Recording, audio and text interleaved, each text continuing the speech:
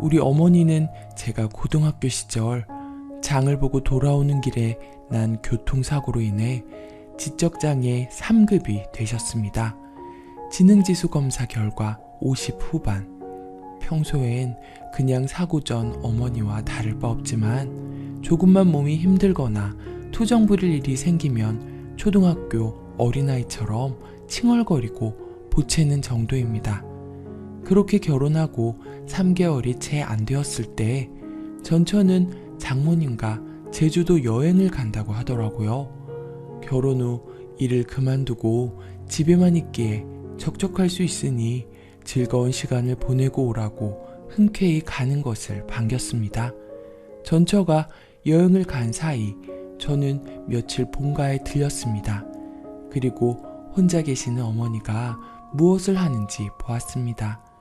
어머니가 강아지를 키우고 싶다고 고집을 부려서 어쩔 수 없이 데려온 유기견 강아지가 있었는데 하루 종일 강아지를 아기처럼 안고 강아지만 돌보고 계시더라고요. 문득 어머니와 나는 단 둘이 여행을 갔던 적이 없구나 생각이 들었습니다. 소파에 앉아 가만히 강아지를 내려다보며 하염없이 강아지를 쓰다듬는 어머니를 보자 왈칵 눈물이 났어요. 우리 어머니는 나도 그렇게 정성스레 키우셨으리라.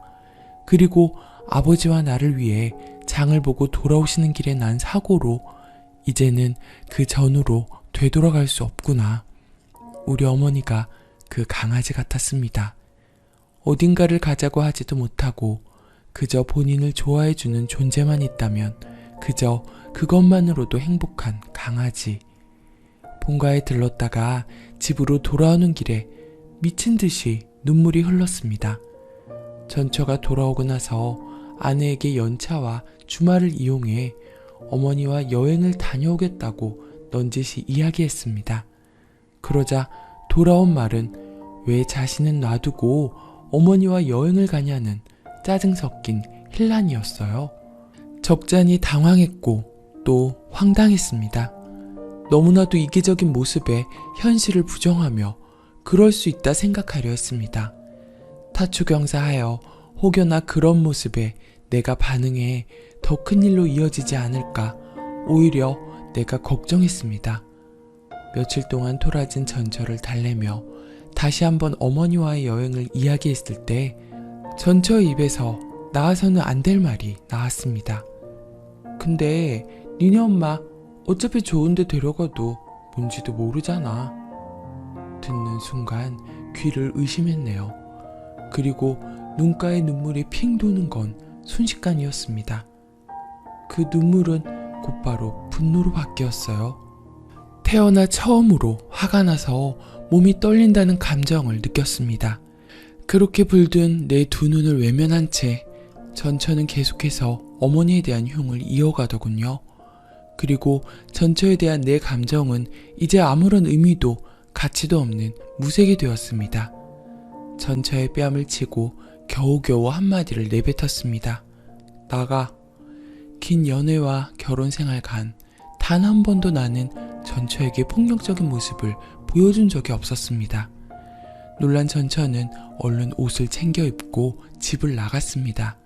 그 뒤로 나는 전처와 단 한 번도 만나지 않았고 모든 대화와 만남을 거부했습니다. 가정 법원에서의 2번이 전처와 마주본 것이 전부였어요. 전처는 가정법원 앞에서 나를 보았을 때 꼭 이렇게까지 해야겠느냐고 말하며 귀찮은 일이라는 듯 하찮은 일에 왜 이렇게까지 반응하느냐는 행동을 보였습니다. 아마도 결혼 전 무언가를 잘못하면 항상 용서하고 웃어 보였던 나를 떠올려서였을까요? 나는 죽을 때까지 전처를 용서할 수 없을 것입니다. 그리고 몇 년을 연애하고 결혼을 하였어도 사람 속을 알진 못하는 거구나 깨달았습니다. 이혼 후 나는 한 달에 적게는 2번, 많게는 3번 어머니와 아버지를 모시고 캠핑이나 여행을 갑니다. 캠핑장에서 뛰어다니는 강아지를 쪼르르 따르며 어른 아이처럼 웃고 뛰는 어머니를 보면 아직도 가슴이 미어지고 답답함에 울컥울컥 호흡이 가빠집니다. 고기라도 먹게 되면 잘 구워진 고기를 호호 불어 아기에게 먹이듯 강아지에게 먹이는 어머니를 참아 볼 수 없어 그릴의 열기와 연기 사이로 얼굴을 숨기네요. 내가 하는 유일한 후회는 더 빨리 가족의 소중함을 깨달았더라면 하는 아쉬움입니다. 지금의 행복이 계속 이어지기를 기대하며 이 글을 읽는 모두 행복하길 기원하겠습니다. 댓글: 뺨 한 대만 때리신 게 크나큰 실수이시네요. 어쩜 사랑하는 사람이 부모님께 저렇게 말을 할 수 있을까요? 또 다른 행복이 당신에게도 찾아왔으면 좋겠습니다. 힘내세요. 댓글 2: 저거 충분히 일어날 수 있는 일입니다. 요양병원에 아파서 있는 시어머니 보고 갈 사람은 빨리 좀 가줘야지, 살 사람 살지 라고 지르는 며느리도 봤습니다. 제가 병원 직원이라 나중에 시어머니 말 들어보니까 병원비하고 노후에 쓰려고 통장에 2억 있었는데 시어머니가 죽을 거로 생각한 며느리가 몰래 빼돌렸는데 시어머니 건강이 좋아져서 그런 거라 하더라고요. 건강은 좋아졌는데 며느리가 중간에서 돈을 다 빼돌려서 아들하고 관계도 서먹해진다고 울더라고요. 잘못하면 자긴 죽고 아들은 이혼하고 손자는 남의 손에 크게 됐다고. 아무튼 참 마음 아픈 글이네요. 두 번째 사연. 부모 없는 남편의 조카가 점점 미워집니다. 안녕하세요. 편견을 가질 수 있으니까 제가 남자인지 여자인지는 밝히지 않겠습니다.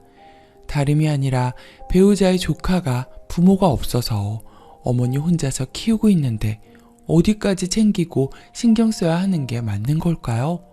점점 부담이 됩니다. 저희도 자식이 하나 있습니다. 자식이 있다 보니 더 배우자와의 트러블이 심해서 고민입니다. 일단 부모 없는 조카를 둔 사람이 챙기는 것은 조카 생일과 조카 밥 한 달에 서너 번 사주는 거, 그리고 가끔 드라이브 하는 것과 가끔 조카와 저희 아이 포함 다 같이 놀러 데리고 가주는 겁니다. 연락도 자주 합니다. 조카에게 공부 방향이나 미래에 관한 걸 자주 묻고 관심 가지며 걱정해주고요. 조카가 사고 치거나 실수를 하면 어떻게 해야 되는지 어머니와 상의하고 해결 방안을 제시하기도 합니다. 어머니와 조카에 관한 걸 자주 얘기하며 신경 써가며 케어하는 것 등등. 위에 나열한 대부분의 내용에 대해서 배우자는 모든 게 불만인 상태입니다. 어머니가 키운다고 데려왔으면 책임은 혼자 져야지, 책임을 나눌 것 같았으면 본인과 결혼을 안 했을 거라 합니다. 객관적, 주관적 다 괜찮으니 혹시 배우자에게 부모 없는 불쌍한 조카가 있다면 어느 정도까지 타협을 하는 게 맞는 걸까요? 추가. 사람마다 가치관과 생각이 달라서 저와 다른 의견들을 부정할 생각은 없지만 저를 깎아내리는 건 너무하다 생각돼 추가 글을 남기겠습니다. 제가 속이 좁은 걸 수도 있고 타협점을 찾고 싶기도 해서 썼는데 저를 내려치려는 댓글이 보여 마음이 좋지 않습니다. 저희 아이는 이제 돌쟁이입니다. 조카는 내년이면 중학생이고요.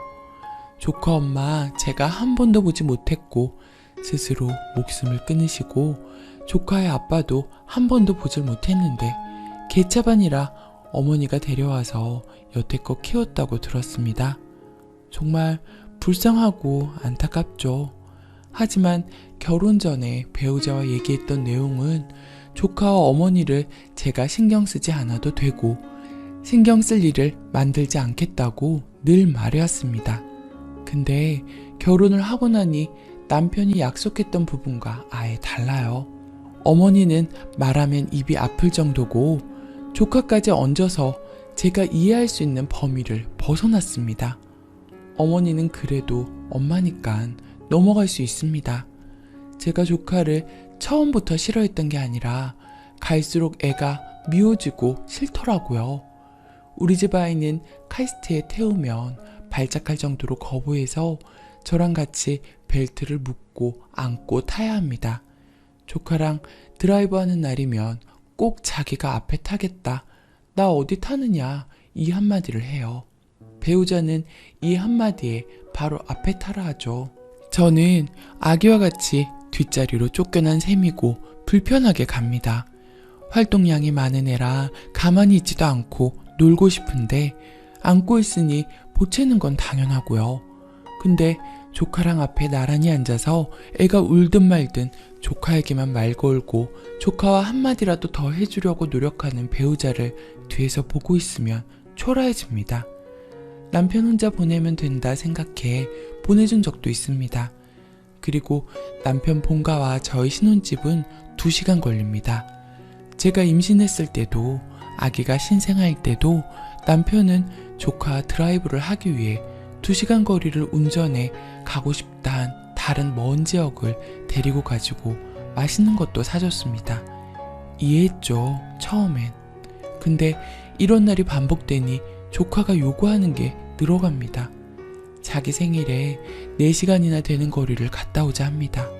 자기 생일을 꼭 챙기라는 식으로 3달 전부터 배우자를 들들 볶고 제 앞에서도 당당하게 말할 정도라 저는 불쌍한 마음이 사라지는 거고요. 배우자의 가족과 식사를 하는 날이면 무엇을 먹을지 정하는데 꼭 큰 소리로 떡볶이, 치킨을 외쳐대는데 평소에 배우자가 먹고 싶다 한 걸 사주는데도 요구를 합니다. 가족끼리의 식사에 조카가 먹고 싶다 하는 걸 먹는 게 맞는 건가요? 전 아니라 생각합니다. 배우자의 본가에 음료수가 없어서 좀 사주려고 조카가 굳이 갔다 오겠다 해서 제 카드를 줬는데 음료수 포함 아이스크림, 빵, 과자 등 허락 없이 사오는 걸 보고도 불쌍하다는 생각이 들까요? 아직 어려서요? 어려도 다른 사람의 카드를 가지고 가는 거면 이거저거 먹고 싶다 사도 되냐고 물어보는 게 먼저 아닐까 합니다. 물론 부모가 없어서 누리고 싶은 걸 전부 누리고 살진 못하지만 어머니께서 학원도 보내주시고 태블릿 같은 것도 1년에 2번을 교체해 줄 만큼 사랑받고 산다고 생각합니다. 저희 아기는 많이 어려 사람 많은 곳을 데리고 가고 싶지 않아서 배우자의 어머니께 잠시 맡기고 조카 데리고 행사하는 곳 다른 지역도 데려가 놀아주고 보여주고 배우자 어머니와 조카와 다 같이 펜션도 데리고 가서 물놀이도 시켜줬습니다. 그럴수록 요구하는 게 많아집니다. 저녁이 다 되어 갈 때까지 데리고 다녔지만 또 다른 지역 어디를 가자 저기로 가자 해댑니다. 저희 집까지 가는 데만 2시간이 또 걸리기 때문에 출근도 해야 하고 다음에 가자 하면 바로 삐지고 이런데도 비 맞춰가며 데리고 다니고 싶을까요? 솔직히 말해 정이 떨어집니다. 그보다 더 중요한 건 배우자에게 스트레스 받는다고 사실을 말하고 내가 이런 상황이라면 나만큼 할 수 있겠냐, 너라면 내가 너처럼 하는 걸 이해하겠느냐니까 배우자 본인은 그렇게 못하겠다 하더라고요. 처음부터 사기당한 것 같고 이걸 부모 없는 안쓰러운 아이라 나만 감내하고 참아야 하는 현실 앞에 착한 마음을 가지고 바라볼 수 있다 하면 그것 또한 여러분의 생각이니 인정하겠습니다. 남편과 좀 더 구체적으로 말을 해봐야 할 것 같아요. 최소한의 지원은 이해해주지만 우리 가족에게 피해를 주면서까지 지원을 원하지 않는다고. 저 역시 조카에 대한 마음을 억지로 할 수 없는 거니까. 그렇다고 제 마음을 조카에게 티내는 것도 조카에게는 상처이니까 최대한 저는 적게 만나도록 하는 것도 방법이라는 생각이 들어요. 글 읽어주셔서 감사합니다. 어디 말할 데가 없어서 이렇게라도 하소연해봅니다. 댓글 1. 고아원 봉사하는 사람보다도 못한 사람이네요. 조카가 안쓰러워서라도 더 챙기겠는데 참 부모가 돼서 어찌 그리 인색하나요? 님이 일찍 죽어 님의 자식이 그런 대우 받길 바라세요? 참 못됐고 못났네요. 댓글 2. 남일이라고 다들 대인이시네요. 조카가 안타깝긴 하지만 당연히 싫을 것 같은데요. 내 아이도 있는데 엄마 아빠의 관심을 얼마나 나눠줘야 하나요? 당연히 우리 가족끼리 보내고 싶고 온전히 내 애한테 사랑 주고 싶은데 저렇게 자꾸 데리고 다니면 차별하게도 눈치 보이고 불만이 쌓일 수밖에 없을 것 같아요. 가끔씩은 조카 데리고 다니더라도 가족끼리 나가서 시간 보내는 날도 어느 정도는 있어야 할 것 같아요. 남편하고 잘 마음을 풀어보세요. 댓글 3. 여기 무슨 본인 일들 아니라고 착한 척 써놓은 거 봐요. 배우자가 저렇게